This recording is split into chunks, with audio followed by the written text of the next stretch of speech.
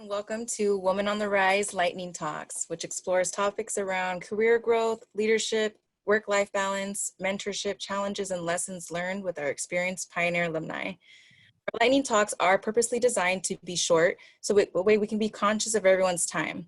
So we do ask that you submit any questions that you have via the Q&A tab, and then make sure to upvote the ones that you find most interesting, and that way we can answer those questions live.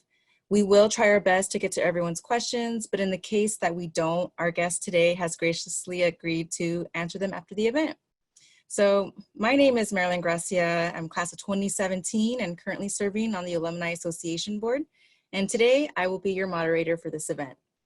And today we are joined by fellow alumna, Grace Henke, who is one of our pioneer entrepreneurs, having left the startup world right after successfully negotiating a 15% raise to launch her own company. Mensa Mutts, where she uses a self-developed anti-obedience training method to work with owners who have tried everything, but are still struggling to communicate with their shy, fearful, and reactive dogs. Grace, I want to thank you so much for joining us today for our conversation. Honor's all mine. Glad to be here. Awesome. Well, let's jump right into the questions. Let's just start with your career path and how you came to establish your business, Mensa Mutts. That would be a long story, but I'm going to try to keep it short. So I was born and raised in Beijing, China, and I have a bachelor degree in economics. So after that, I just kind of have an opportunity come along that able to came to US, pursue a master degree in statistics. That's where obviously I graduated from Cal State East Bay.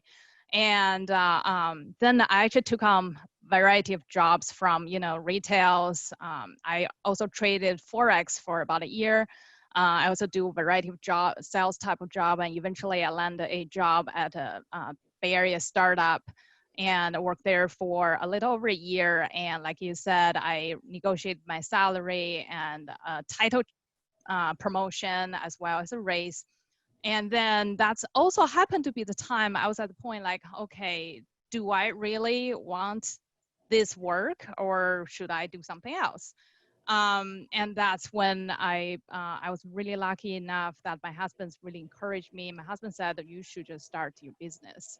So I actually quit my job and start my business. And that's kind of how it all come together, I guess. And now we're here. Wow, that was such an awesome decision you made. What were some of the biggest challenges that you faced in your startup journey? Well, I think one thing definitely is about the decisions, right? We're making decisions every day, including all of you guys sitting here today. That's your decision. You decide to sit here today in comparison to do something else. And I think at the time I was like, is that the right decision? Should I really do this? Should I just find another job or should I stick to my job? Should I start a dog training business? There's tons of things in your head. And at the end of the day, it's when you're running your own business, really about making the decision. Sometimes it's about making decision fast so you can take action fast. I think that's still something I'm still working on myself from time to time. When I'm facing a choice, I was like, okay, I just need to make a decision. That doesn't even have to be the best decision. It's just a decision you have to make. So yeah, definitely that will be something to, at the time, struggling. Yeah. Making decisions. Yeah, I think that we can all agree with. And, unfortunately, there's some times where things don't always go as planned. And especially right now with the current COVID-19 pandemic, it's resulted in a lot of unemployment across the U.S. One of our fellow alumni, they did want to know if you had any advice for those who have left their jobs during this time and they want to shift into independent consulting. So before I answer any questions to our attendees today, I just want to again kind of give you a heads up. I really gonna answer your questions like very direct, frank, right? It's possibly not what you expected and maybe even harsh. Reason to be here is that I'm not gonna tell you what you'd love to hear. It's really what you need to hear. And we're in the middle of pandemic. This is some time, really, it's not the time to take your time, right? We really need to take action. I want to tell you what you need to hear right now. I really hope after this, you have some actionable things to do that, find a new job, pivoting your career, starting your own business and making some money now. So I'm going to answer the question like how I would love to be answered if I were the one asking the question. I'm not going to sugarcoat it. So whoever like asking this question, first thing when I see the question, here's the thing. you're not someone that just suddenly want to start your own business. This probably always been the back burner in your head. And I think you really should take this pandemic probably more as an opportunity or as motivator that push you to the point like you're really sitting there thinking, okay, this has happened. Maybe I really need to look at what my passions actually is. I don't think you just wake up one day like, oh my gosh, I should start my own business. I think that's been probably there, but you've been working hard and you're doing well. And then pandemic happened. You're like, oh my gosh, now I finally have time to think about this. And the other thing I want to point it out, you don't need my validation or my permission to say, hey, you can start your own business. The permission has always been granted. It's really like you need to give your own yourself permission just to pursue your dream. And here's the thing, as long as you've tried, there's no such thing as failure. So just go for it. That's what I would say. I love that. You need to give yourself permission. That's very impactful. It's a very impactful statement. And thank you for sharing that. You know, especially with the ongoing pandemic going on and affecting how business is usually being conducted, how have you and your business been adapting to the changes and the challenges? You know, I think part of it, I was kind of lucky in the sense of when pandemic happened, I happened to have my daughter late last year. So what happened is my business already slowing down. So I don't feel like, oh my gosh, my business suddenly got cut off in half or suddenly don't have income. So that didn't really happen to me because I'm in the middle of the transition, taking my maternity leave. In fact, I again take this pandemic as a lucky thing to happen in a sense, not to the lucky people getting sick and stuff, but at the same time, this gives me an opportunity to really spend more time with my family. That's have probably not gonna happen if the pandemic didn't happen. The other thing, just like what I mentioned before, is actually pushed me to my new level. I've always wanted to do online courses. It's in the back of my head, but I was so busy working. I was like making good money and I'm like, okay, just wait for it. It will get done eventually. And pandemic happened. Oh my gosh, I finally can get it done. You know, so it's like, it's more like push you to adapting. And the other thing I think it's business by design. When I work with very challenging dogs, my training actually, what I call is a hands off. I rarely touch my client's dog during the training. Because they're usually I work with very reactive or even aggressive dogs. So I actually don't really touch them. So those in the way of delivering the content, doing virtual session, actually not much of different when people see me in person. So I think that transition is pretty natural for me. And personally, I'm overall comfortable doing Zoom conference or technology side. I understand there's some people might not feel comfortable doing things online. So yeah, I guess that's kind of how I've been adapting and try to kind of pivoting to more online, not just about online virtual sessions, but really start producing more online courses and that sort of thing. Yeah, and expanding your business in entirety. That's great. That's awesome. And you know, sometimes I feel like it's easier to avoid pursuing goals out of that fear that we have. Were there any fears or doubts? Maybe it was financial, societal, emotional, that you had to work through during your entrepreneurship journey? And if so, how did you work through them? Answer is absolutely. I probably still working through those every single day. It's just a different, I guess, severity and depends on where my business at. I probably have different type of worryings. But I think at the end of the day, it's self-confident, right? Really about where do I might believe that I'm in the right path. In fact, this morning I was talking to a group of business owners talk about sometimes I still feel like, am I on the right path? Am I doing the right thing? You're still going through those. I think part of it for myself, I did a lot of self-development work. In fact, because my background grew up in China, how I've been raised and everything. So I was actually not very confident, not very comfortable in my own skins when I grew up. And I think one thing came to United States is really bring the opportunity for me to have the chance to be who I am. And I actually been years of therapy myself to actually go through my personal trauma and try to heal from that and now bring in the energy that how I can able to help other people because I've walked the walk. And so I think really part of it to work on it, willing to invest in yourself, find the help. Also, if you can have family member really supportive, that's definitely a lucky thing to have. Like my husband's really supportive. I think that's definitely without him, probably really hard for me. Luckily, I do have him. For people who feel maybe you don't have a family member, that's why seeking for help, that's able to give you the support, gonna help you keep going. And that's important. I think having a network of support so crucial to success. How did you go about looking for mentors if you have one, and what steps did you take, and maybe do you have any advice on how others could potentially seek a mentor of their own? Yeah, I think so here's, I think the three kind of, I put in three categories how you find mentors.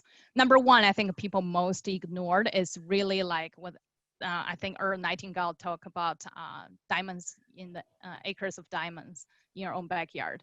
A lot of people probably not seeing it's somebody in your life right now that they're helping you out. Sometimes we're way too focused on, I need to go find somebody out there, but somebody's actually right there. Could be your boss, could be maybe your uncle or aunts that give you support, and could be somebody, I don't know, friends that give you the support, and they could totally qualify to be your mentor. And if you find somebody like that, or after today's call, you realize, oh my gosh, that's the person. What I suggest you to do after the call, send them an email or even give them a call, ask them how they're doing, and tell them why you appreciate them, what subject or project they've helped you and make you be better than you was before. And tell them, hey, I consider you one of my mentors, and I'd love to, keep on this relationship. I'm really grateful with that. However, you use your own words for that. That's, I think it's a really first thing you can find, because without spending money, without looking elsewhere, somebody maybe really just somewhere it's reachable. And for me, that's actually happened to me. My first mentor in dog training was my dog trainer. That's how I trained my dog. And then throughout the training, I started learning more. I got more involved. I started hosting classes, and that's really how I got started. I consider him to be my very first mentor in my dog training journey. Then my second mentor from a referral from him. And he's like, you should go follow this lady, that she had good stuff. And my mentor, actually her name is Cindy.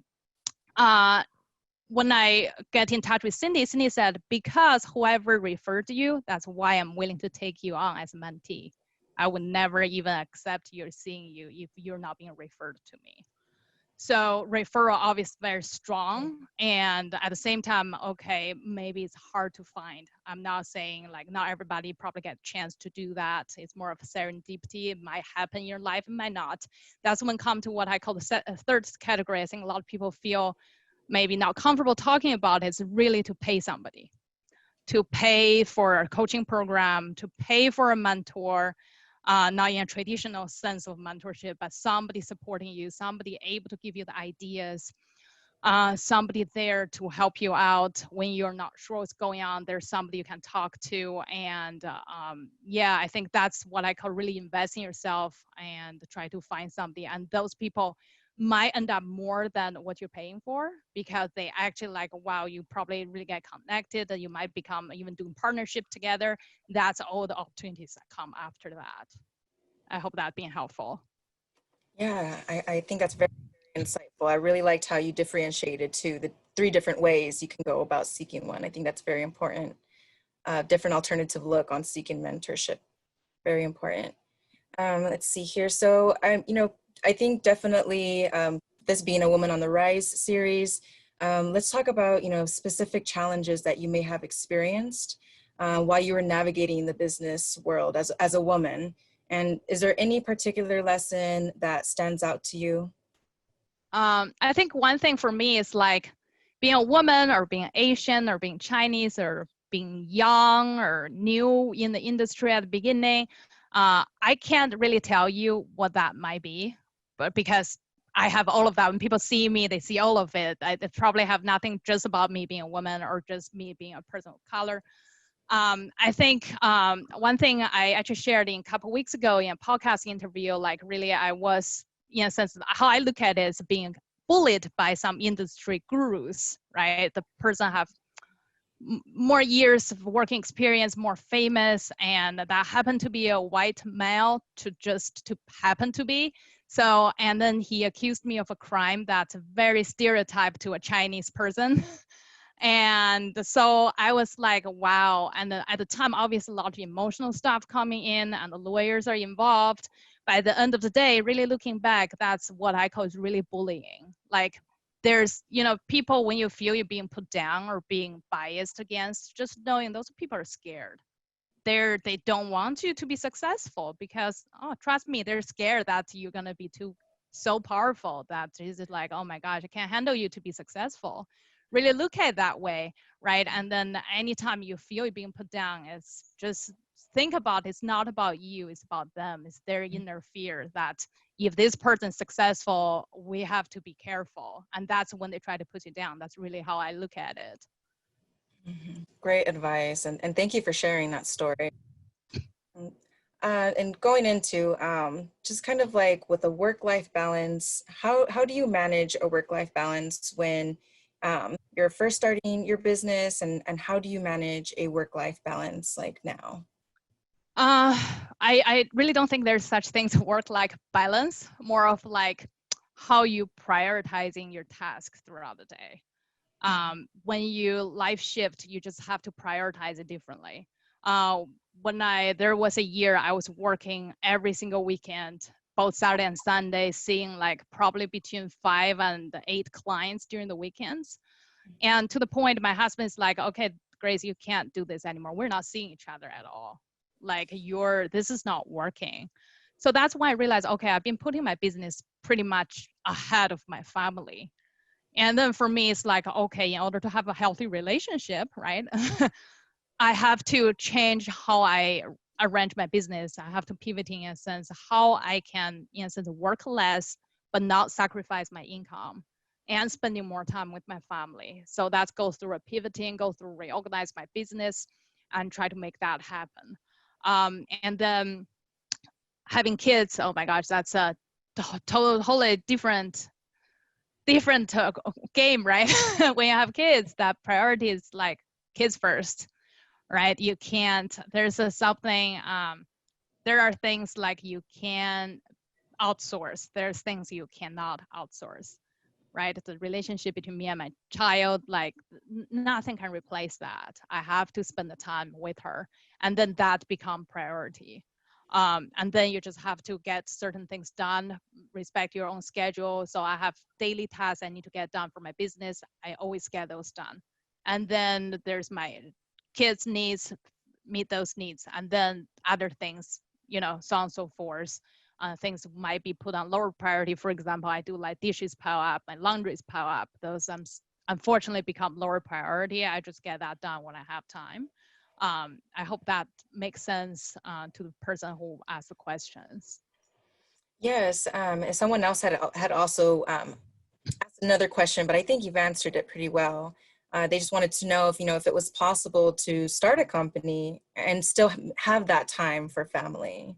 And it sounds like a really great system in place. Yeah, again, it's priority, again, what you want. And sometimes it's not about the time itself. It's also about the quality of the time, right? You might just spend an hour with, it depends on how old your child. My daughter just gonna turn 9 months old. She needs 24/7 attention.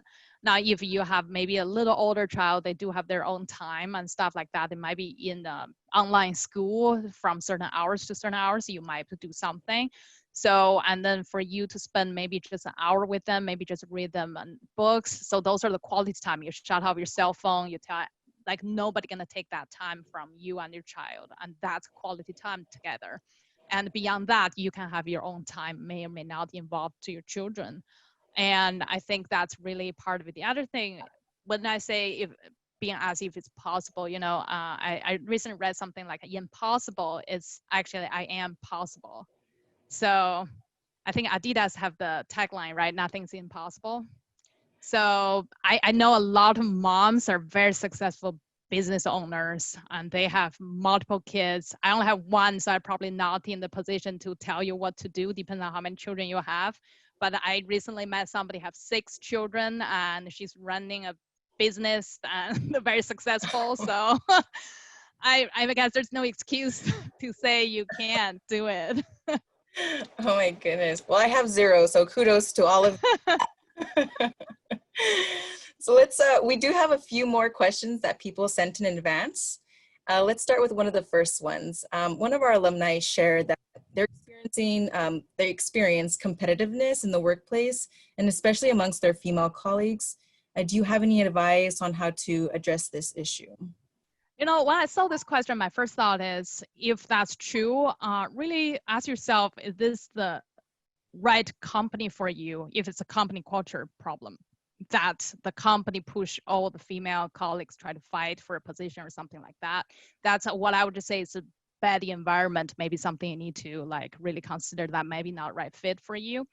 The other part is, here's the thing, there's competition everywhere.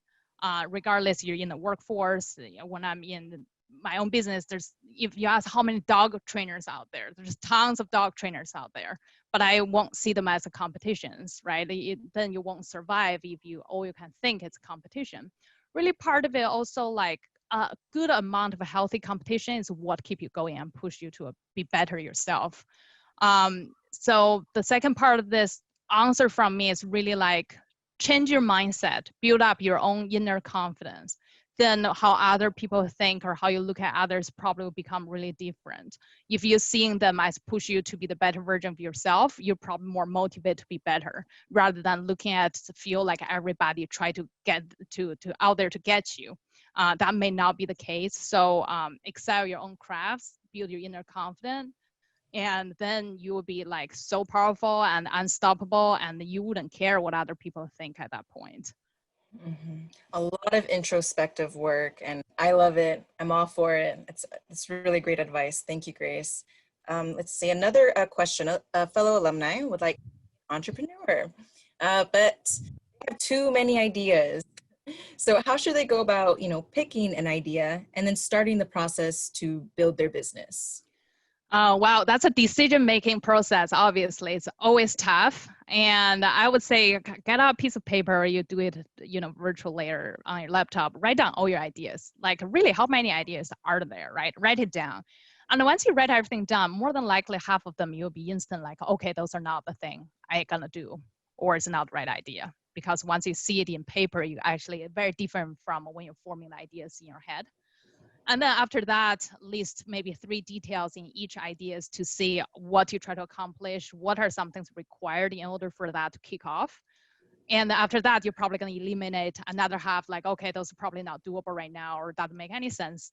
And then the other thing is gathering what resources you already have yourself, and how those resources going to apply to the business you want to start. And obviously you want to start with the one that you probably have the most resource of. So have less preparation time. You're already pretty much ready. You only need a little bit. You can get a kickoff start. And the other thing is, are all of your ideas profitable, right? When you start business, it's for profit. If the idea is just not going to make money, that's probably not a good idea. After that, you probably still have several ideas there, and you feel like you can start any of it. They're all going to make money. And then that's when I use Marie Kondo said, which one spark joy? Then pick that one and then go for it. So that's probably the process for me. If that makes sense to you, hopefully you can get it practice and share with me how it goes. Awesome. Let's see, another fellow alumni is asking, why start a dog training business when your particular background is in statistics? And are there any particular courses that you recommend for our women entrepreneurs?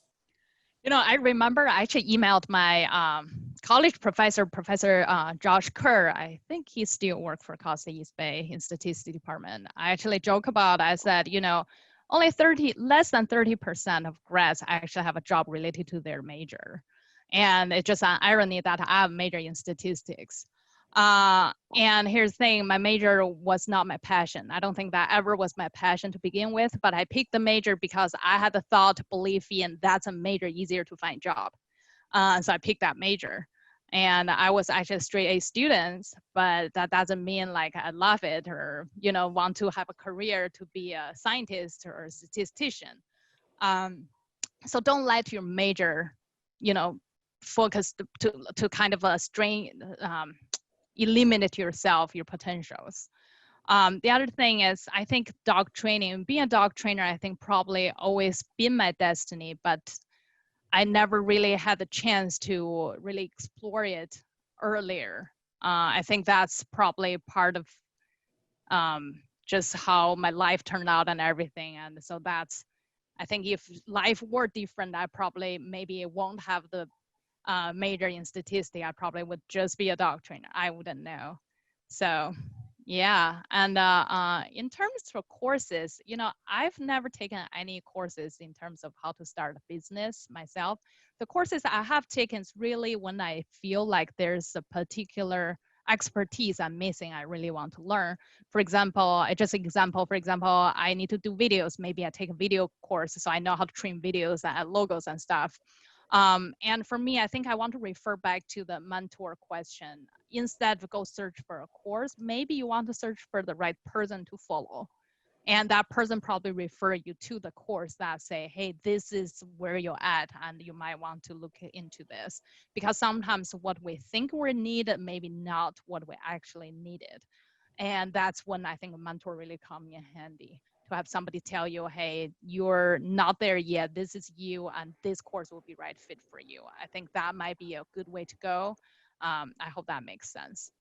Yeah, that's definitely a great alternative as well. Another alumni wants to know if they can volunteer at Men's, and is there currently any open volunteer opportunities?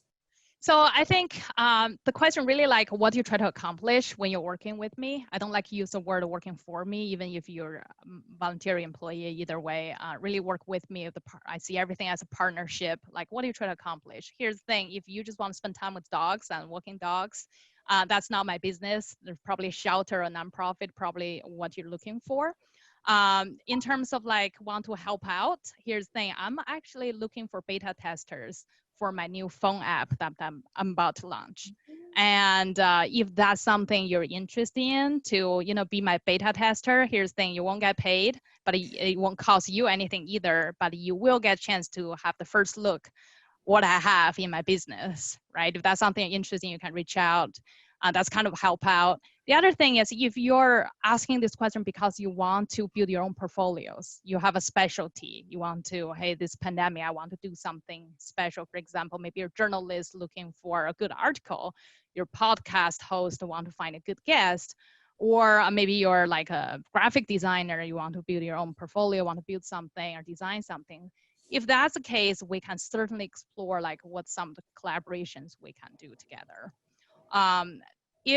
Here's the thing, if you're like, Grace, I actually want to learn more about dog training, maybe I want to see if I can get in the industry. Now that would be something probably more of like a mentorship, and see if that's maybe the best for you. Mm-hmm. So I hope that answered the questions, whoever asking, or maybe whoever else have similar questions. Mm-hmm. Definitely, thank you. And so just reflecting back on your journey, is there anything that you would have done differently? When I see the question, I was telling myself, okay, every decision I made, I try my best to, that's all the information I have at the time, and I made that decision. So I want to say there's really no regret when I look back. But at the same time, if there anything I want to change, I'd wished that I was more open-minded and invest in myself earlier.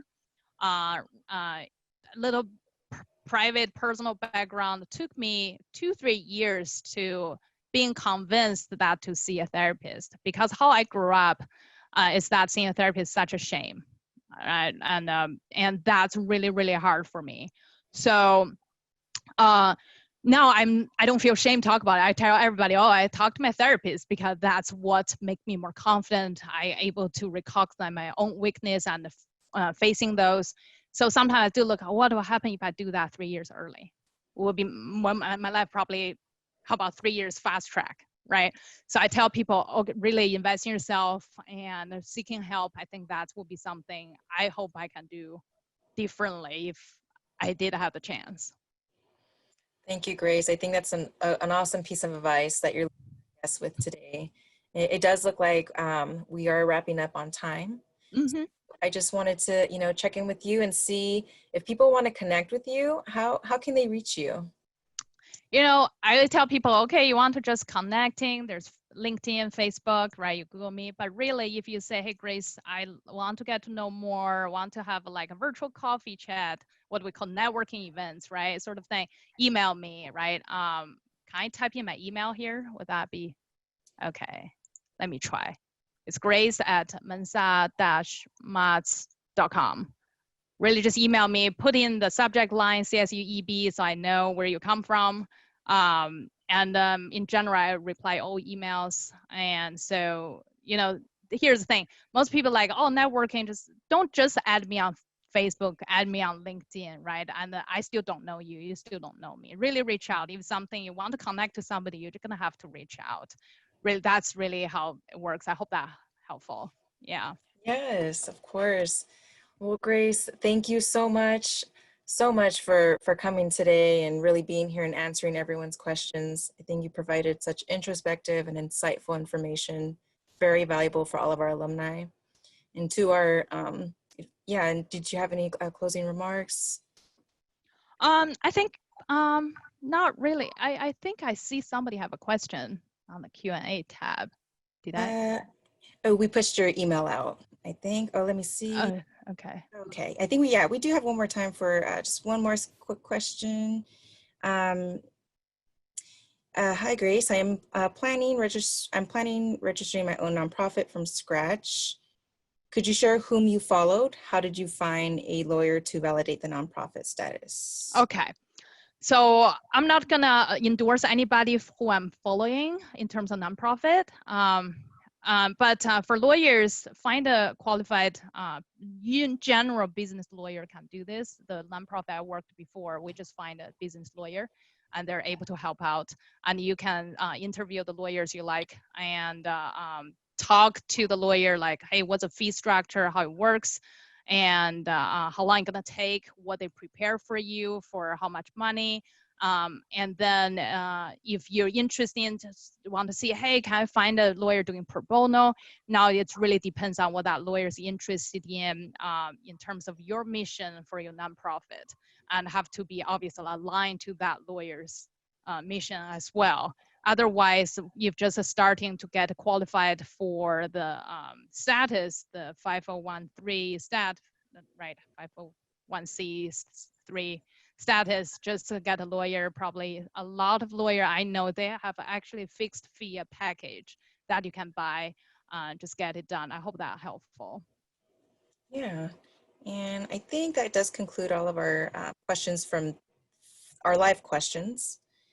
And so again, thank you so much, Grace, and to our Pioneer alumni who have joined us this evening. Thank you so much for joining the conversation.